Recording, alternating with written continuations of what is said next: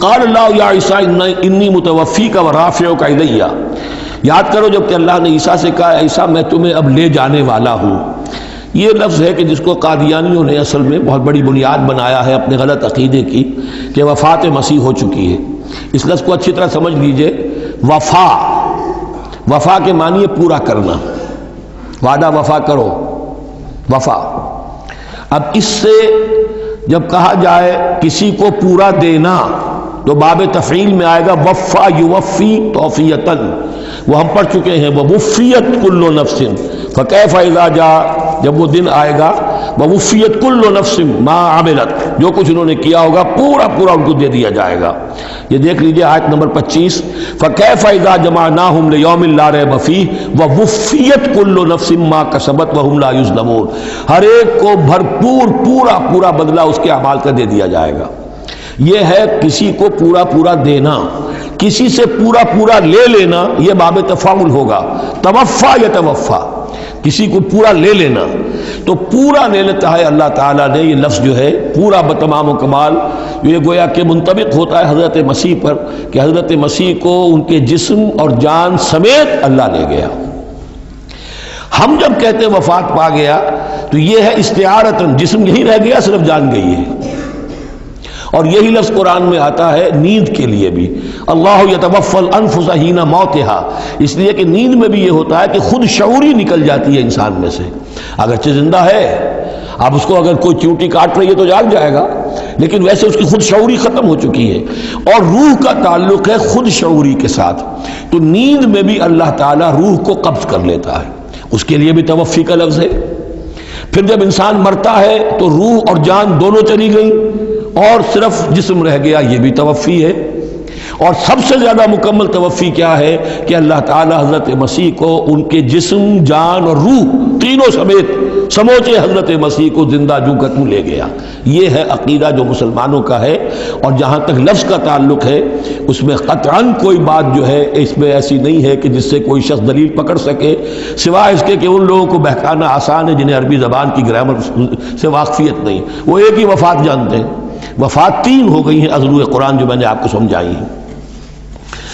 اِذْ قَالَ اللَّهُ يَا عِيسَىٰ إِنِّي مُتَوَفِّيكَ، میں تمہیں لے جاؤں گا، وَرَافِعُكَ إِلَيَّ، اور تمہیں اپنی طرف اٹھا لوں گا، وَمُطَهِّرُكَ مِنَ الَّذِينَ كَفَرُوا، اور تمہیں پاک کر دوں گا ان لوگوں سے جنہوں نے تمہارے ساتھ کفر کیا ہے، وَجَاعِلُ الَّذِينَ اتَّبَعُوكَ فَوْقَ الَّذِينَ كَفَرُوا إِلَىٰ يَوْمِ الْقِيَامَةِ، اور جو لوگ بھی تیری پیروی کریں گے انہیں اب ہمیشہ ہمیشہ کے لیے قیامت تک ان کے اوپر رکھوں گا کہ جنہوں نے کفر کیا ہے تیرے ساتھ. جو تیرا انکار کر رہے ہیں یہودی، اس کے بعد سے جو پسے ہیں آج تک پس رہے ہیں. حضرت مسیح سن 30 میں اٹھا لیے گئے یا 33 میں، اور اس کے بعد سے آپ کو معلوم ہے کہ مسلسل سن 70 عیسوی میں ہیکل سلیمانی ختم ہوا. 1,20,000 یا 1,33,000 یہودی ایک دن میں ٹائٹس نے قتل کیے یروشلم میں حضرت مسیح کے رفع سماوی کے 40 برس بعد. ان کا ہیکل سلیمانی بھی وہ جو ہے وہ ختم کر دیا گیا. اب اس کی ایک دیوار ہے، میں بتا چکا ہوں 1927-28 برس ہو گئے ہیں کہ ان کا کعبہ گرا پڑا ہے.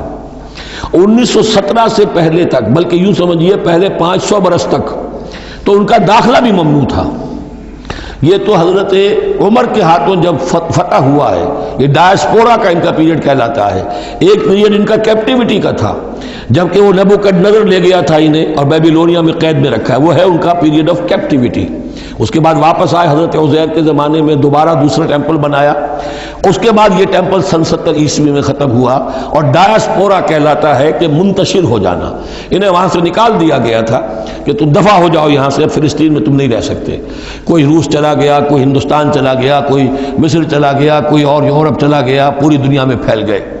یہ ڈائسپورا اولاً ختم ہوا ہے حضرت عمر رضی اللہ تعالیٰ عنہ کے ہاتھ سے جب فتح ہوا ہے یروشلم.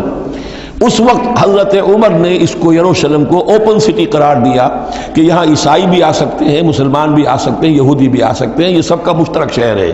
لیکن جو عیسائی تھے یروشلم کے، انہوں نے جب ہینڈ اوور کیا تھا، فتح نہیں کیا تھا مسلمانوں نے یروشلم، ایک ٹریٹی کے تحت، ایک معاہدے کے تحت ہینڈ اوور کیا تھا. اس معاہدے میں یہ شرط انہوں نے لکھوائی تھی کہ یہودیوں کو یہاں آباد ہونے کی اجازت نہیں دیں گے. چنانچہ یہ اجازت تو ہو گئی حضرت عمر کے زمانے سے کہ آ سکتے ہیں، زیارت کر سکتے ہیں، لیکن یہاں رہ نہیں سکتے، پراپرٹی پرچیز نہیں کر سکتے، کوئی مکان نہیں بنا سکتے، سیٹل نہیں ہو سکتے۔ یہ رہا ہے جب تک کہ موجود رہی ہے اسلامی خلافت۔ ترکوں نے بھی اجازت نہیں دی، بڑی سے بڑی رشوتیں یہودیوں نے دینی چاہیے انہیں، اور در حقیقت خلافت کا خاتمہ جو کروایا یہودیوں نے وہ اس لیے کہ انہیں یہ نظر آتا تھا کہ اس خلافت کے ہوتے ہوئے ہمارے لیے ممکن نہیں رہے گا کہ ہم کسی طرح بھی فلسطین میں دوبارہ آباد ہو سکیں۔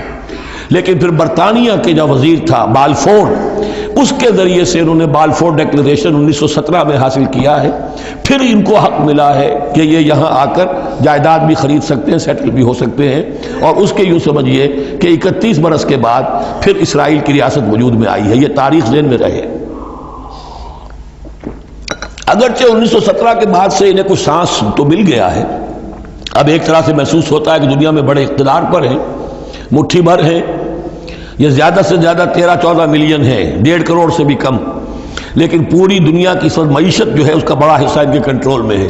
لیکن پھر بھی یہ سب کچھ جو ہے وہ عیسائیوں کی سپورٹ کی وجہ سے ہے۔ اگر عیسائی ان کی مدد نہ کریں تو ان کا تو یوں سمجھیے کہ ٹکڑے اڑا کر رکھ دیں عرب ایک دن میں۔ لیکن اب پیچھے پوری امریکہ کی حکومت ہے، امریکہ کے حواریین ہیں، خاص طور پر west white Anglo Saxon Protestants, امریکہ اور برطانیہ، وہ تو گویا کہ ان کے در خرید ہیں ایک طرح سے، اور بھی جو ممالک ہیں عیسائی اب یہ فتح کر چکے ہیں ان سب کو، عیسائیوں کے اوپر ان کا غلبہ ہے۔ اس لیے اب جو شکل ہے وہ بھی یہ ہے کہ ان کا وجود ہے یہی کہ عیسائی ہیں اوپر، اور یہ مانوی طور پر سازشی انداز میں انہیں کنٹرول کر رہے ہیں۔